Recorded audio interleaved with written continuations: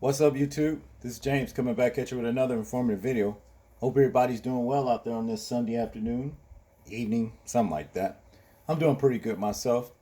Shout out to Pajawa for giving me this story right here, and it's crazy. I tell you, there's so many people that go to church that actually praise the pastor instead of praising the Most High. You understand? And they do everything that the pastor tells them to do, even in moral things. And to that point, it's really not about church. It's about cult, like cultism. You're in a cult at that point.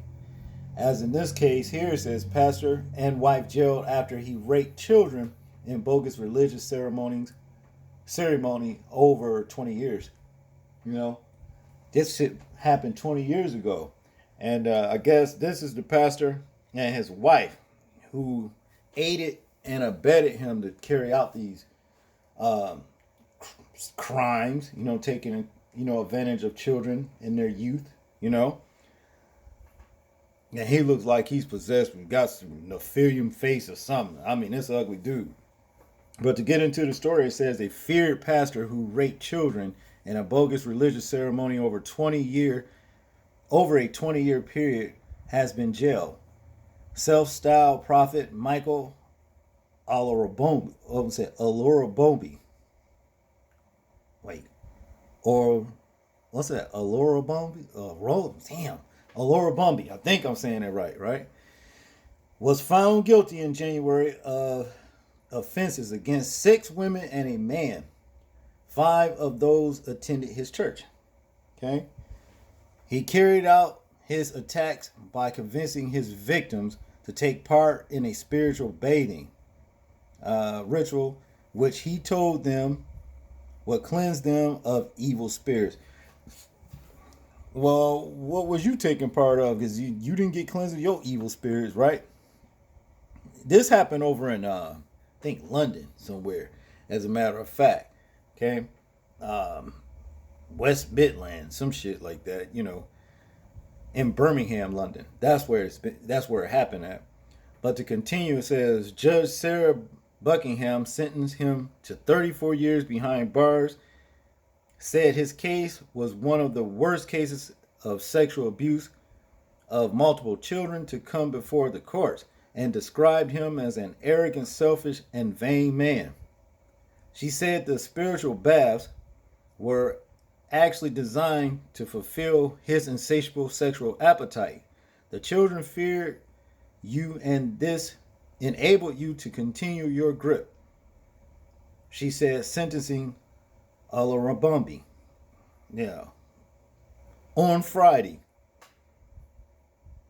your offending has had an extreme and severe impact on all of your complainants.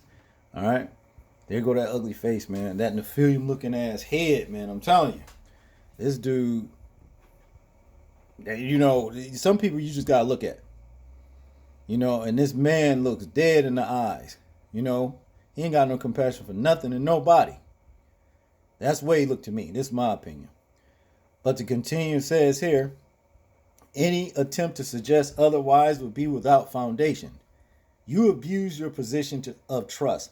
They trust you like God. And see, that's where the problem was right there, because you ain't got no business trusting no man like he's God.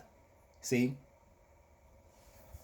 In statements read to the court by the prosecution, one of the victims said Alabumbi's actions made her question if my life was worth living.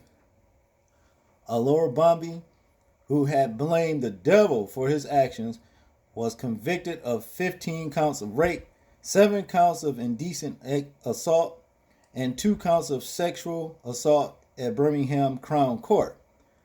Alorabumbi's wife, Juliana, who was also convicted of 3 counts of aiding and abetting rape and helping arrange some of the abortions of his victims, with some becoming pregnant multiple times.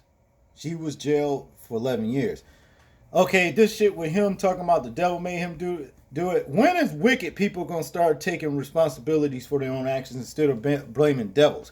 Okay? If that be the case, everybody's going to go to heaven because all the wicked and sinful shit that they do, they won't be held accountable because the devil made them do it. I doubt that. That's a lie. That's the reason why the Father gave you commandments to follow. You see? And far as his wife go, well, look, you got 11 years. You should have got just as many years as he did, if not more, simply because you did aid and abet him. He couldn't have loved you, because if he did love you, he wouldn't have been raping children. And he wouldn't have been asking you to abet him, to do it. That's crazy.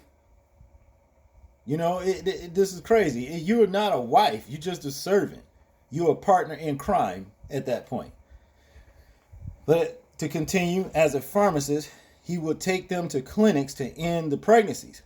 During the trial, the jury was told how Al-Rabambi was linked to a Christian church in Birmingham, where he formed a splinter group for about 40 adults and children, separate to the church and in other locations. In that group, he had the victims take part in spiritual bathing. Victim. Well, they was children, but they should have told somebody immediately. I never would have went back to that church, During the trial, Phil Bradley, QC prosecuting, told the jury the main tactic he employed was to claim that God had instructed him to administer holy baths to some of his congregation in order to cleanse them and protect them from evil influences. Well, the baths didn't work because, hell, they didn't protect, the baths didn't protect the kids from you because you were evil influence. That's all that stuff was in the first place. Go back to the story. That actively began when his victims were children. There cannot be doubt that its real purpose was to serve his sexual gratification. Some of the victims were raped repeatedly, leading to unwanted pregnancies and terminations. He told the court, and he was revered and feared by his victims. Kept a vice-like grip on many of them and continued to abuse them well into adulthood. Well, then adulthood shit, they like that shit. Now you grown, you know what I mean? You listen, but no, somebody like that, But this is his wife right here. Like I said, she basically was a partner in crime, as far as I'm concerned. But to continue with the story, West Midlands police said he convinced children he could benefit them religiously, health-wise, and educationally.